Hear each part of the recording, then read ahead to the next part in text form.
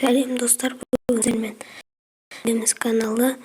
Бүгін біз сіздерге ВК-да сөздің ссылкасын береміз. Ол үшін біз алдымен ссылканы копировать етіп аламыз, керекті ссылканы. Написать на стене. Бірінші жақшаны ашамыз, тік жақшаны. Жаңа ссылканы саламыз. ID дегенді қалдырамыз. Керегі жоқ. Таяқшаны қоямыз. Өзімізге керек сөз жазамыз. Мысалы, Данияр. Енді жақшаны қайтадан жабамыз. Отправить басамыз.